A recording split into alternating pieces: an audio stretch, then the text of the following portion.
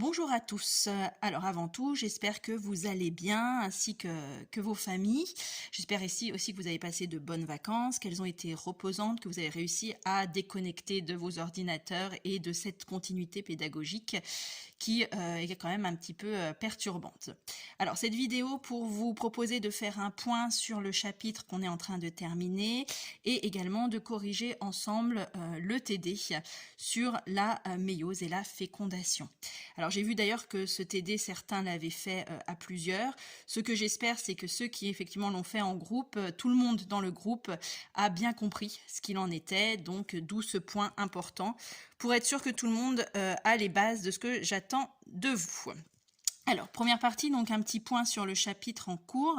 Donc, bien comprendre qu'on était en train de voir deux processus importants de la division cellulaire, la mitose et la méiose, que chaque processus est différent puisque chaque processus a un objectif différent. Donc, je vous rappelle, le premier processus, la mitose, le but est, à l'intérieur d'un organisme, obtenir des cellules parfaitement identiques les unes avec les autres. Donc là, ça va être dans un objectif de croissance de l'organisme ou de renouvellement cellulaire, c'est-à-dire réparer un organe, par exemple, qui aurait une blessure. Donc dans le processus de la mitose qu'on avait vu ensemble quand on était encore en classe, on avait montré comment, à partir d'une cellule initiale, avec un nombre de chromosomes donné, des gènes donnés, on allait pouvoir obtenir deux cellules filles qui possèdent la même information génétique que la cellule mère de départ.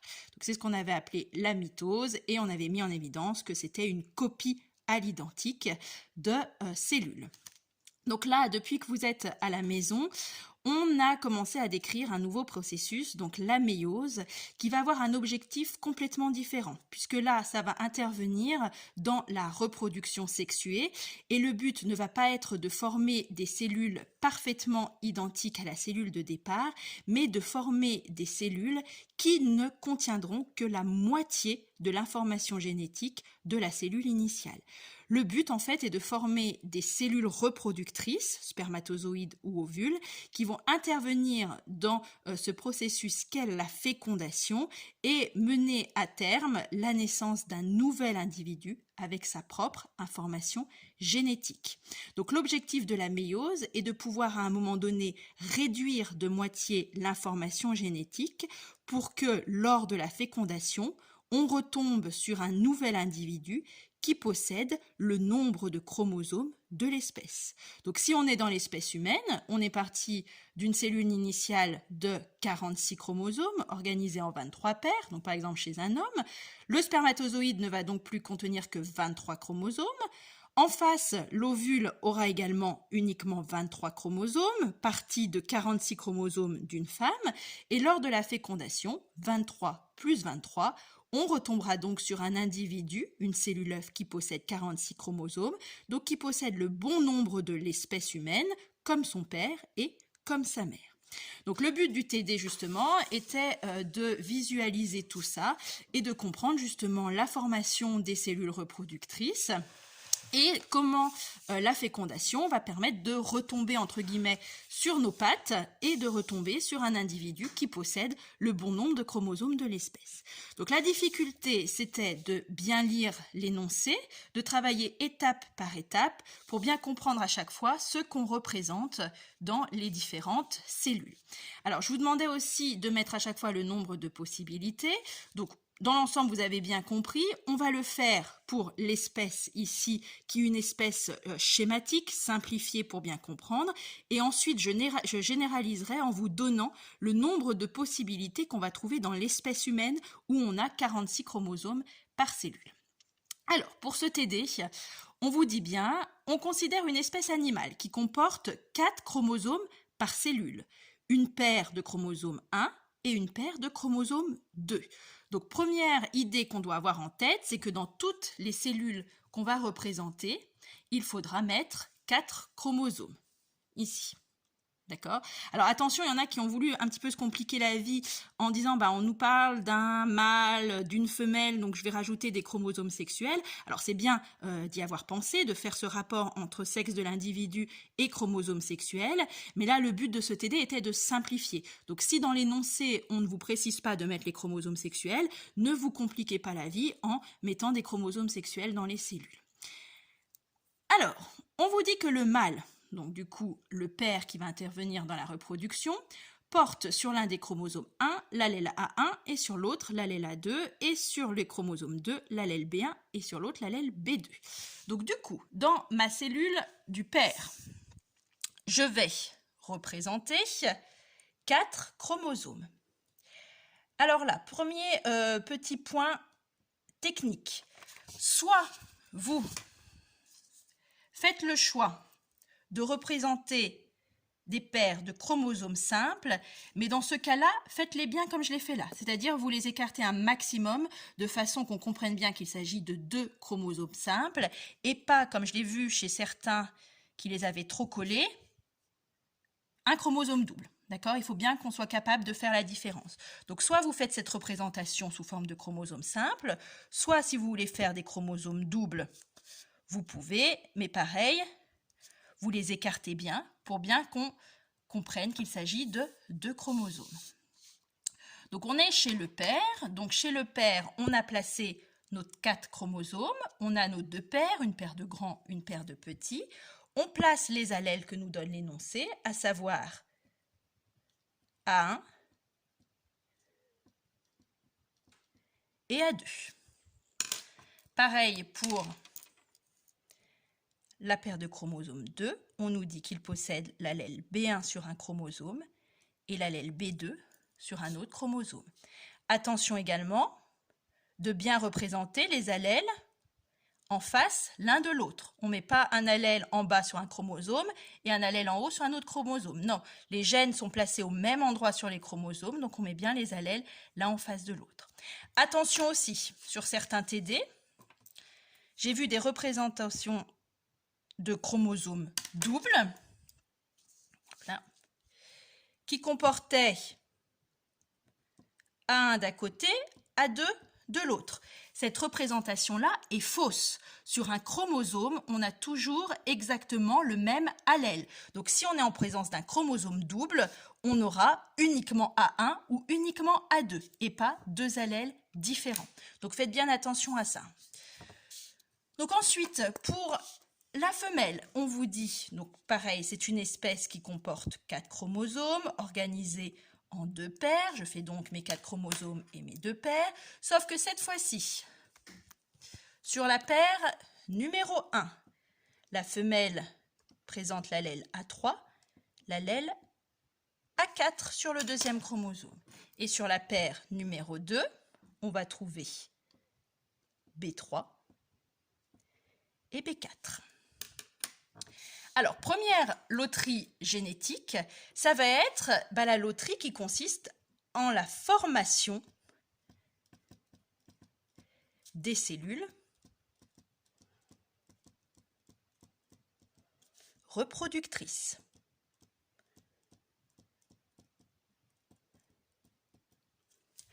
Pourquoi c'est une loterie ?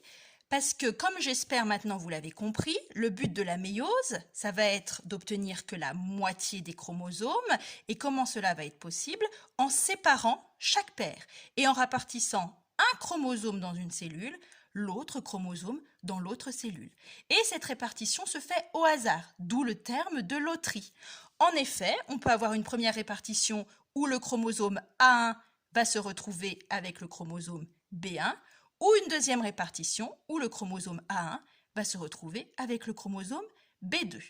D'où finalement, pour cette espèce donnée avec 4 chromosomes, 4 possibilités de cellules reproductrices chez chaque sexe. Donc chez le père, première cellule reproductrice possible, A1 avec B1. Si j'ai eu A1 avec B1, ça veut dire que dans le spermatozoïde qui s'est formé en même temps, j'ai A2 avec B2.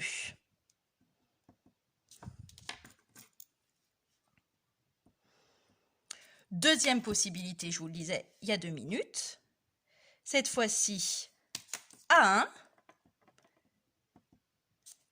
s'est retrouvé avec B2, ce qui fait que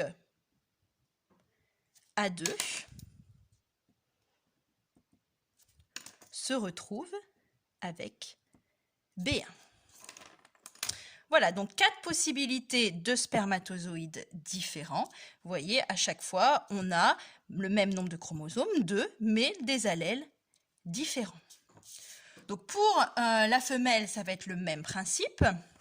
Donc à partir d'une cellule initiale chez l'individu qui comporte ses chromosomes, on va avoir 4 ovules possibles, chaque ovule ne contenant que 2 chromosomes. Donc première possibilité, A3 se retrouve avec B3. Donc dans ce cas-là, en face, l'ovule qui se forme est A4 avec B4. Ou deuxième possibilité, A3 qui se retrouve avec B4. Et dans ce cas-là, A4 se retrouve avec B3. Alors, on le voit, pour une espèce qui possède 4 chromosomes organisés en 2 paires, le nombre possible de spermatozoïdes est 4. Donc 4 possibilités. Qui correspond en fait à 2, puisque à chaque fois, la cellule initiale donne 2 cellules reproductrices, au carré, le haut carré correspondant au nombre de paires. Donc si on est dans le cas de l'espèce humaine où on a 46 chromosomes organisés en 23 paires, à ce moment-là, le nombre de spermatozoïdes chez un individu masculin humain est de 2 puissance 23 possibilités, c'est-à-dire 8 388 608 spermatozoïdes possibles. Sachant qu'ici, en troisième, on voit les bases, donc on ne complique pas. Vous verrez au lycée, ceux qui continuent à SVT, qu'il peut y avoir des petites choses qui se passent, qui fait que ça augmente ce nombre de possibilités. Mais sur la base, un individu humain possédant 23 paires de chromosomes masculins peut faire 8 388 608 spermatozoïdes. De la même façon, chez un individu féminin, on aura exactement la même chose. Un individu féminin humain peut faire 8 388 608 ovules. Donc vous voyez déjà ce nombre énorme de possibilités de cellules reproductrices chez un individu. Ça, c'est lié à cette loterie génétique où les chromosomes par paire vont se répartir au hasard lors de la formation des cellules reproductrices. Si on est sur les 23 paires, on peut imaginer effectivement que le chromosome 1, entre guillemets de gauche, va aller avec le chromosome 2 de droite, le chromosome 3 de gauche, ainsi de suite, pour les 46 chromosomes. D'accord? Donc d'où ces possibilités très élevées. Alors, on continue.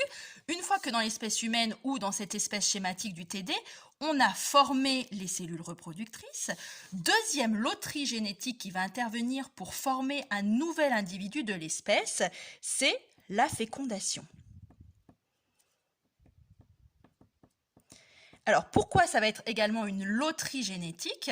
Puisque le but de la fécondation, ça va être d'unir un spermatozoïde avec un ovule. Alors, c'est vrai qu'à chaque ovulation, c'est qu'un seul ovule qui est émis contre des millions de spermatozoïdes possibles. Mais à chaque ovulation, finalement, ça va être un ovule au hasard qui est choisi parmi ce nombre de possibilités qui va sortir de l'ovaire. Donc, d'où cette loterie, puisqu'on aura un ovule parmi toutes ces possibilités qui va être fécondé parmi un spermatozoïde parmi toutes ces possibilités. Alors, si on en revient du coup avec notre espèce schématique qui ne possède que 4 chromosomes, vous l'avez compris, chaque spermatozoïde peut potentiellement s'unir avec chaque ovule. Donc, j'avais dessiné 4 possibilités, mais la majorité, vous avez compris qu'il y en avait plus. Combien il y en avait? Il y en avait 16. Puisqu'effectivement, première fécondation possible, c'est ce spermatozoïde qui va avec cet ovule. Mais deuxième fécondation possible, ça peut être toujours ce spermatozoïde, mais qui va avec cet ovule. Ou ce spermatozoïde avec celui-là. Ou toujours celui-là, mais avec ce dernier ovule.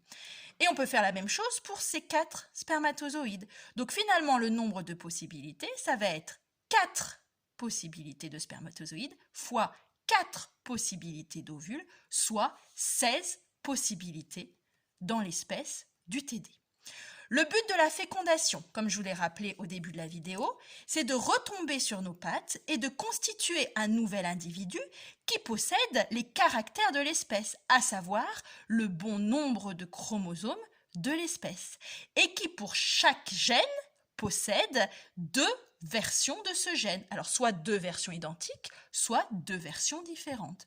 C'est pour ça que lors de la fécondation, lorsque le noyau du spermatozoïde va fusionner avec le noyau de l'ovule, on va reconstituer le bon nombre de chromosomes, puisqu'on va créer une nouvelle paire pour chaque paire de chromosomes, contenant un chromosome du père avec un chromosome d'une mère. Donc du coup, première possibilité possible, ce spermatozoïde avec cet ovule, j'obtiens une cellule œuf avec le bon nombre de chromosomes, le bon nombre de paires de chromosomes, A1, A3.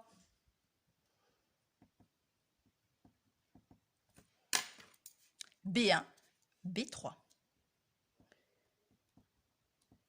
Et là, ce qui est intéressant tout de suite de remarquer, c'est que l'individu, il est unique, parce que même s'il a récupéré une partie de son père, une partie de sa mère, le résultat donne quelque chose de différent par rapport à ses parents au départ.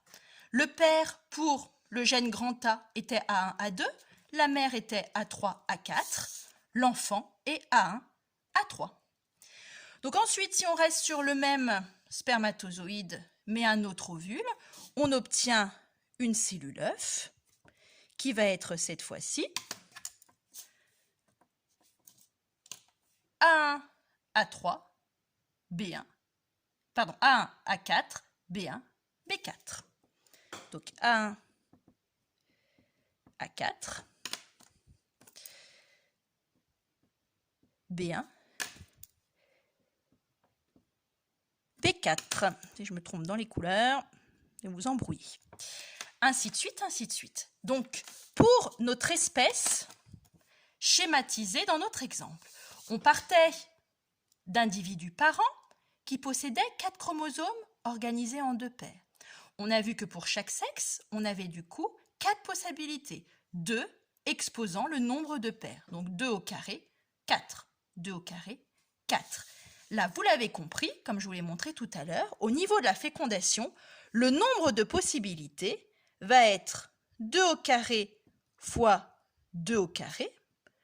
Donc 4 spermatozoïdes fois 4 ovules, soit 16 possibilités. Donc qu'en est-il de l'espèce humaine? Pour l'espèce humaine, on a dit qu'il y avait 2 puissance 23 possibilités de spermatozoïdes, 2 puissance 23 possibilités d'ovules.